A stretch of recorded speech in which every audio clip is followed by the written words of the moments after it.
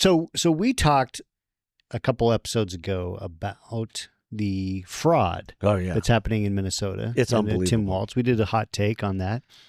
That has, not only is that blown up, that clip has been seen by tens of thousands of people. Yeah. And we've gotten a lot of feedback on it. The issue itself has blown up. Oh, it's gone from 1 billion now to they're estimating 8 billion. Which is, I mean, when I was 1 billion, I was like, because we're talking about one state. I was listening to the outlays they had for different quote unquote programs. And I just caught the beginning of this interview with Walter Kern on Megyn Kelly's show. And they're saying that, so like for a program like autism, where they had allocated, and this is not an exact number, but like $3 million, ballooned to $500 million. Oh, gosh. And none of that money went to autism. Right. In Minnesota. It all went to these NGO, nonprofit groups to funnel money, apparently to Somalia. Yeah. And to Somalia.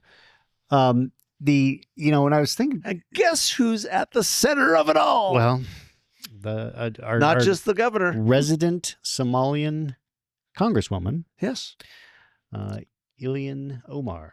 So let's see what she has to say about this. So this was, just for our audience, the Biden-era Justice Department called it the largest COVID fraud scheme in the country.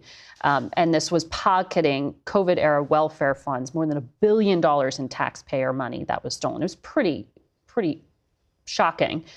Of the 87 people charged, all but 8 are of Somali descent. And that has added to the spotlight being put specifically on your community. Why do you think this fraud was allowed to get so widespread? Well, I want to say, this also has an impact on Somalis because we are also taxpayers in Minnesota. We also could have benefited from the program and the money that was stolen. And so it's been really frustrating for people to not acknowledge the fact that we're also as Minnesotans, as taxpayers, really upset and angry about the fraud that has occurred. Mm-hmm. So do you think, though, that there was a failure by the Democratic state government to police itself? This is a brazen, fraudulent activity here. Yeah, and that is what I alluded to in my letter that I'd sent to the Secretary of Ag, was to see where things were going wrong. How can this amount of money disappear fraudulently without there being alarms being set off?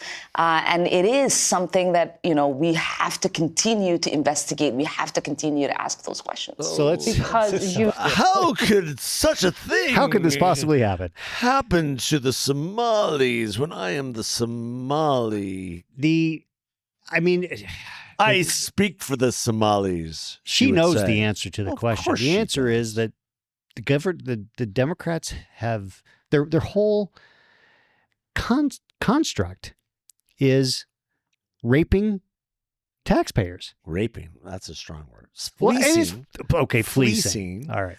Fleecing, yes. And apparently the Republican legislature has been screaming about this for years. Yeah. And we saw that with the speaker last week on the clip that went viral. So we've been doing this for years. And so you can't, it begs the question, what did she know and when did she know it? And I think we're going to find out a lot of what she knew. Yeah. Along with Tim Walz. Well, Tim And Walz, that's the most insulting thing of all. Here's a guy who was a heartbeat away, could have been a heartbeat away from the presidency. Yeah. Not 1 billion, $8 billion of fraud. Complete fraud. And had been going on for years. 4 years. Yeah. Under his watch. I mean, and he didn't know? Yeah. Okay. Give me a break. All the Republicans are saying he knew all of it. Yeah. But the question remains, with this Justice Department, with this FBI, will heads roll? Will people be arrested? Will there be accountability? I don't know. We're not seeing it. We'll give the Trump administration a chance to really dig in. I mean, obviously, they've got a lot to unwind. In fact, they've realized this is not $1 billion, but could be $8 billion. is a good step in the right direction of understanding. Well, But even boy, the New that's York horrific. Times is turning against the Fair Democrats Well, in I mean, Minnesota. Look, this is with some decent reporting, but completely gosh, you're 4 unexcusable. years too late, obviously. Yeah, yeah. know, So, folks, this continues to be a huge albatross on Tim Walz and a failure of the Fourth Estate. How does a guy like Tim Walz run as a vice presidential candidate? This has been happening in the state. It's well known within the state, apparently, and none of that is vetted. None of this was reported on. Is he up for re-election? Yes, he is. Is he running for re-election? Yes, he can run for a third term. Well, I kind of feel like that's this is what you would say a deal breaker. But we'll all go down together. Yeah.